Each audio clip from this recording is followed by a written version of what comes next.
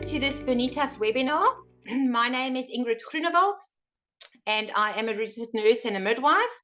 And today I'm going to talk to you about a very exciting topic, and that is preparing for baby number 2. I also have to introduce you to my baby. This is baby Erica, and I must say that she's very well behaved. She always sits very quietly when we're busy with the session. Okay, so today really is a very exciting topic, and it can be a cause, or it can be something that a lot of people really stress about, and this is really preparing for the second birth of your baby, or having a second child in the family. It is obviously a very exciting time, having another child, but together with that, there's something that we call mom's guilt, and that is a very real thing that a lot of us, if you expect your second one, you really worry about if you're actually going to be able to cope. Will you have enough time for that older sibling, and there's a lot of guilt and feelings regarding that. Okay, so this is what we're going to talk about today, and what can you do to try to prepare yourself, and also how can you prepare the other, your oldest child for this new addition to the family. Okay, so first of all, if we think about preparation for birth and labor and birth, that really is the same in the sense that it helps to educate yourself as to what's going on, what's going to happen in hospital or at home, depending on where you're going to have your baby. And then also remember that with your second birth, it's very different to the first one. So often we think back, you think back to your experience the first time, and that one actually thinks perhaps it's going to be the same. Perhaps you had a very long labor the first time around. Remember that second time around, everything is very different. Your body has done this before. So in most cases, people actually do a lot better in labor. The labor is faster, the birth is faster, everything works a lot better. Okay, so that's the first good news. Okay, so it is preparing yourself mentally. It is, by perhaps doing a refresher course. That might be a good idea to do some antenatal classes and have a chat to your midwife, to your caregiver, as to, for preparation for the birth itself. Then if you think obviously also about your eating habits, your exercise levels, these kind of things, that is for every pregnancy. For your first one, also very important, but definitely for the second one, we know for a fact the fitter you are, the better you eat, healthy food choices and so on, your body is in a better state to be able to manage labor and birth easier. Okay, so then what can we do thinking about the sibling, or this older child? How can you actually manage that? And remember, I think just by taking a step back and by thinking, the whole world is going to change for that older child. If we think about, your child's, and it can be very different. You might have a 1-year-old, that's now becoming a big brother or a big sister, or you might have a 10-year-old that's becoming a big brother or sister. We're all different. Our families are different. But for no matter what the age, there's a role shift that's going to change there, because at this point, that child is your baby in the house. And what happens is immediately when your new baby is born, suddenly the role changes into a big brother or a big sister. Okay, so it is important to acknowledge that fact and to be very consciously aware that things are actually changing for that child. Okay, and what can you then do to prepare this child, in preparation? The first thing, obviously, would be to share the exciting news with your child, to say, that you are pregnant. And I understand, to a 1-year-old, it's not easy to share this, but I would say anything from 2 and up, you can definitely talk to your child. I think we sometimes underestimate what they really understand. But so definitely by talking to your child, by telling your child, that there's another baby on the way, and by being very excited about that, the kind of feelings often transfer over to to other people. So if you're excited, your child very likely is also going to be excited. Okay, and then to really be very consciously aware to often talk about your experience when you had that baby, your first child. Tell your child all sorts of stories. When you were born, this is what happened.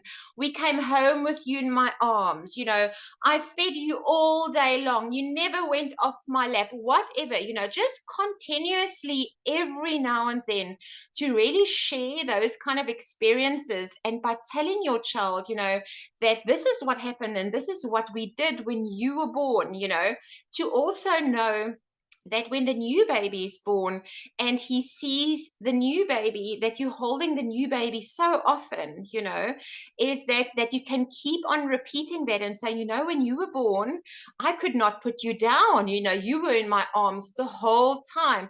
So by keeping on repetition of those kind of things, to really tell him that often, the whole time, that he actually understands that, and it actually starts to sink in. Then also something that really works well is by looking at photos. If perhaps you've got photos or videos of your baby or of your older child when he was born or when he was little. So to look at an album and to very often go through that and just see that your child can actually have a look at, when he was little, this is what he looked like, and this is what we did, that it's not just hearing the stories, but also visually seeing them. So some people have albums, some people it might be digital photos, perhaps it's on your phone, no matter where it is, but just keep on showing your child that he was also little at some point. Okay.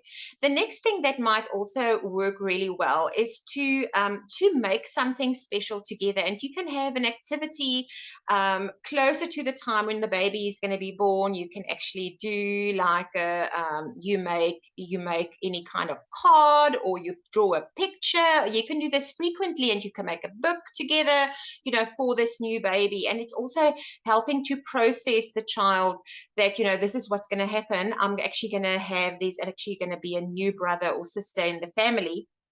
And then also we get quite a lot of books and so on that you can actually find, that you can find to read about a new baby in the house. Okay, so those kind of books or stories are really excellent to, to go through and to read that together, with your child.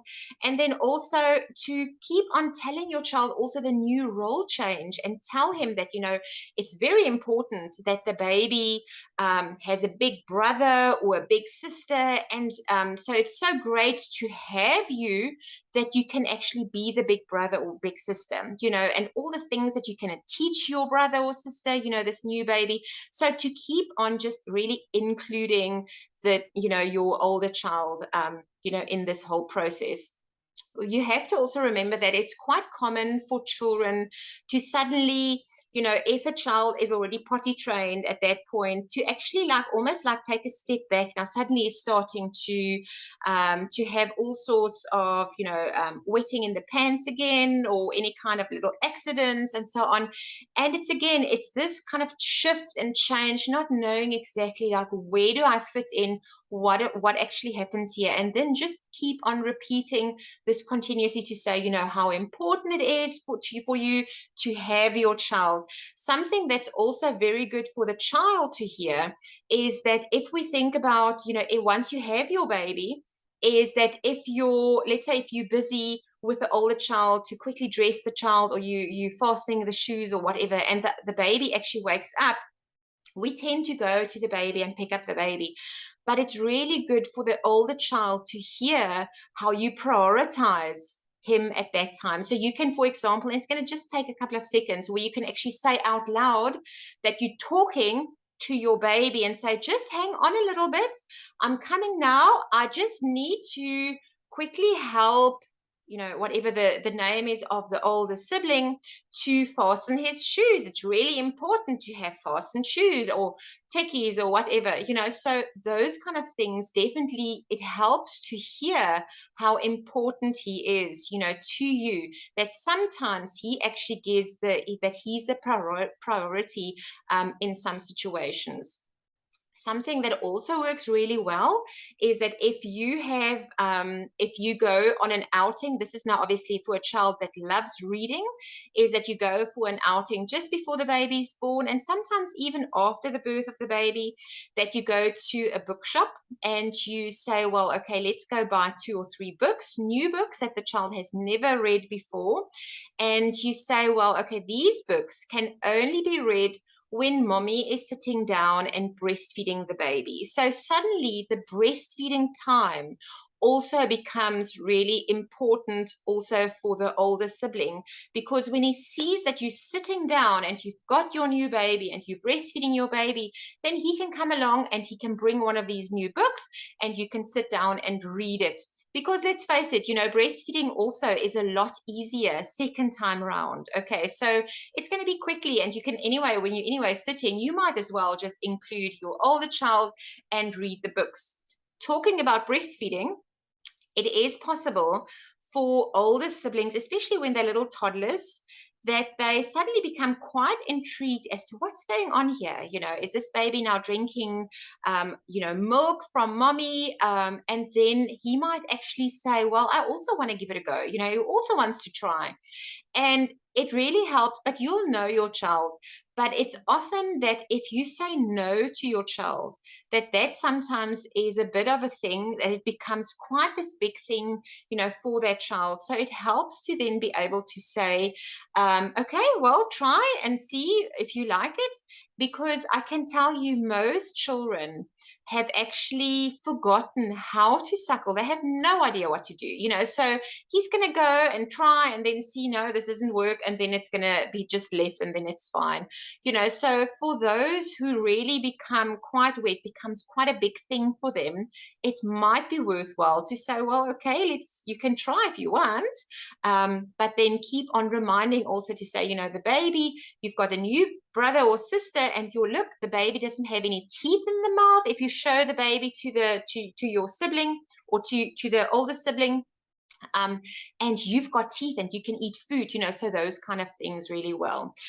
So lots of different things that you can do, to prepare the older sibling. Now, what is going to make it easier for you? So if once you come home from hospital and now you've got a new baby and you've got a toddler as well, what will make life easier for you?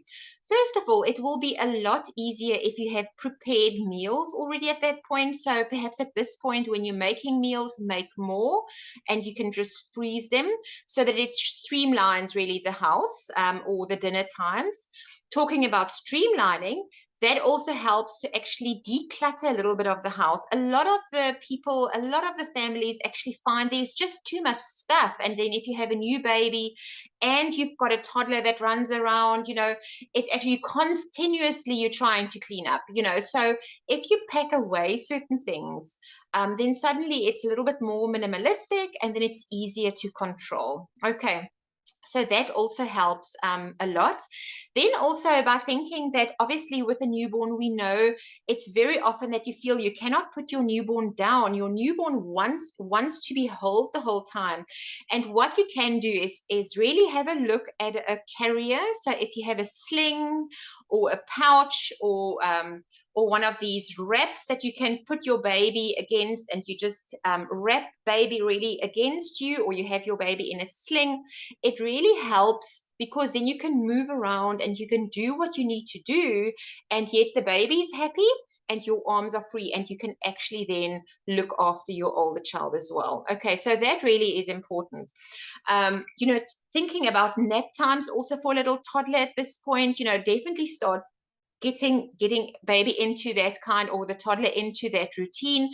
And then it might be a good idea if the dad or the partner or somebody else in the family can also start to put your toddler to bed, so that it's not an overwhelming thing, that it's only mommy that needs to help, to get baby to, or the toddler to sleep. So it helps if there's somebody else who can also do that. Okay, so there are those kind of things that you can actually also do to prepare, for a sibling, for sibling for the new baby, okay, to prepare the child. But then also just remember that if we think about sleeping, even the rooming in at home, if your baby is going to be in the room with you, your older child might also wonder, why can't he sleep there? And sometimes it's just easier to say, well, okay, let's just take a mattress, and then your older child can also sleep there, and it's a whole family room, for everybody to sleep. You can make a big thing out of it and say, and then later on we're going to go back to your room or things like that. But this is really, at the end of the day, your experience, how you feel about it, and what works for you. Because at the end of the day, we need to rest, you need to sleep. So whatever you can do to get the best sleep in, that's going to be fantastic. Okay, and if that means that everybody's in the room, then that's fantastic. Okay, if it means that you can't sleep because everybody's in the room, then obviously, somebody else, the older children, perhaps in their own rooms or whatever. So it's something that you have to see as a person for your family, what actually works for your family. Okay. Then also something that works really well, and it also the older children feel actually really like included, is that if we think about our workouts, or when you go to the gym and so on, you can actually make a gym at home by actually having your child, your baby, and then also the other, the toddlers that can gym with you, and you can do certain things and they can be included, and then they also feel very important. It's really about getting the balance for that older child to really feel important still in the family. And that is sometimes something to figure out, like what works for your children. Okay, but you've got this.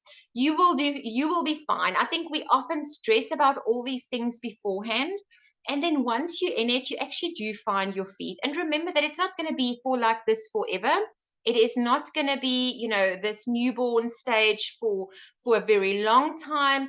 You have a baby, the newborn becomes an older baby, and before long, that child is running after the older brothers and sisters, so it's actually a short time. And just enjoy it. Just take day by day. Don't overthink, and just do what works on that day. And you can do this. Just keep on thinking, I can do this, and I can, I can actually be a mom to more than one child. Okay. Don't stress about not having enough love for your different children. Every child is actually born with their own bank account full of love. Okay, so you're not using somebody's love from somebody else. Every child is born with a lot of love that you're actually able to give that to that child. So I hope it gave you some pointers and some ideas what you can do in preparation for this next baby. So try them out and enjoy this time. It will never be again this time if you're pregnant with your second one. Never ever. It's going to be just this one older sibling and you're pregnant with the second one, So enjoy, take every day by day, and remember, you can do this.